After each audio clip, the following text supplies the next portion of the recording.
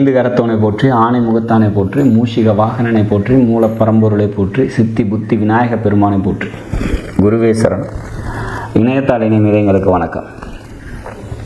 இது மே மாத ராசி பலன். மே மாதம் துலாம் ராசிக்கு எப்படி இருக்குது அப்படிங்கிறத பார்க்கலாம். அதுக்கு முன்னாடி மே மாதத்தில் வரக்கூடிய முக்கிய விசேஷ தினங்கள் என்ன அப்படிங்கிறத பார்க்கலாம். 4ஆம் தேதி, மே 4ஆம் தேதி அக்னி நட்சத்திரம் ஆரம்பம். இந்த அக்னி நட்சத்திரம் ஆரம்பித்த பிறகு சுப நிகழ்ச்சிகளை தள்ளி வைப்பது சிறப்பு.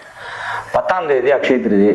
திருதியை தேதியும் சித்திரை மாதமும் கூடிய நாள் அக்ஷய திருதியாக சொல்லப்படுது. அன்றைய தினம் உங்களால் முடிஞ்ச தான தர்மங்களை செஞ்சுட்டு வர்றது சிறப்பை தரும், அது பெருகும்.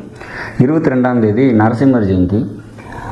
அன்றைய தினம் நரசிம்மர் வழிபாடு மேற்கொள்வது சிறப்பு.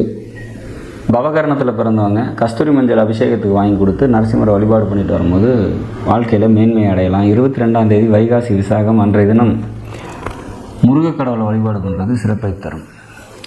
23ஆம் தேதி புத்த பூர்ணிமா. சிவன் வழிபாடு மேற்கொள்ளுவது மிக சிறப்பை தரும். 28ஆம் தேதி அக்னி நட்சத்திரம் நிவர்த்தி. இதுக்கப்புறம் சுப நிகழ்ச்சிகளை நம்ம செஞ்சுக்கலாம். சரி, எப்படி இருக்க போகுது துலா ராசிக்கு அப்படின்னா, ராசிநாதன் ராசிக்கு 7லேருந்து ராசிவே பார்க்குறாங்க. இது சிறப்பான ஒரு அமைப்பு. உடல் பலம் அதிகரிக்கும், மனபலம் அதிகரிக்கும், மனசில் புது தெம்பும் தெளிவும் ஏற்படும். பொருளாதாரம் நல்லாயிருக்கும். ஏன் பொருளாதாரம் நல்லாயிருக்கும்? 2ஆம் வீட்டின் அதிபதி பரிவர்த்தனையாகி 7ஆம் வீட்டுக்கு வர்றாரு. 2/7க்குரிய சிவபகவான் ஆட்சி நிலைக்கு வர்றாரு பரிவர்த்தனையில். இது சிறப்பான ஒரு அமைப்பு. பொருளாதாரம் முன்னேற்றம் அடையும், குடும்பத்தில் மன மகிழ்ச்சி ஏற்படும் அப்படிங்கிற மாதிரியான ஒரு அமைப்பு. நண்பர்கள்ட்ட கொஞ்சம் கூடுதல் கவனத்தோடு இருந்துக்கணும். தேவையற்ற மனக்கசப்புகள் ஏற்படும் நண்பர்களால் அப்படிங்கிற மாதிரியான ஒரு அமைப்பு. தந்தையார்கிட்டையும் கூடுதல் கவனத்தோடு இருந்துக்கணும். தந்தையார்கிட்டையும் கருத்து வேறுபாடுகள் வரத்துக்கான வாய்ப்புகள் உண்டு அப்படிங்கிற மாதிரியான ஒரு சுச்சுவேஷன். அரசாங்கத்தால் ஒரு சில பேருக்கு நன்மைகள் ஏற்படுறதுக்கான வாய்ப்புகள் உண்டு. சரி, பொருளாதாரம் இந்த மாதத்தை பொறுத்தவரைக்கும் நல்லா இருக்கும் அப்படின்னு சொல்லிட்டோம். 2ஆம் அதிபதி ஆட்சி நிலையில் 7ல். நண்பர்கள்ட்ட கூடுதல் கவனத்தோடு இருக்கணும் அப்படின்னு சொல்லிட்டோம். இந்த ராசிக்கு திரிகோணாதிபதி மற்றும் பாக்கியாதிபதி அப்படின்னு சொல்லக்கூடிய கிரகங்கள்லாம் வலுவாக இருக்குது.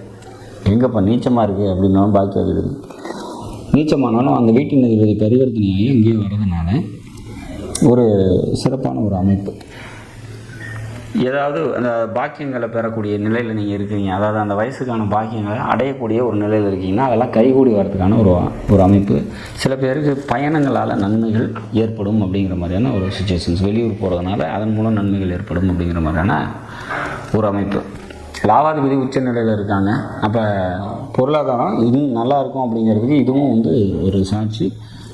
2ஆம் அதிபதியும் லாபாதிபதியும் சேர்ந்து செஞ்சிருக்கிறது பார்த்திங்கன்னா மிக சிறப்பான ஒரு அமைப்பு. பரிவர்த்தனை செவ்வாய் அங்கே வர்றதுனால கண்டிப்பாக பொருளாதார மாற்றம், பொருளாதார உயர்வுங்கிறது இந்த மாதத்தை பொறுத்த வரைக்கும் ஏற்படும் அப்படிங்கிற மாதிரியான ஒரு அமைப்பு தான் சொல்லப்படுது. கூட பிறந்தவங்களால் நன்மைகள் ஏற்படக்கூடிய நல்ல ஒரு மாதமாக நிச்சயமாக இந்த மே மாதம் இருக்கும்.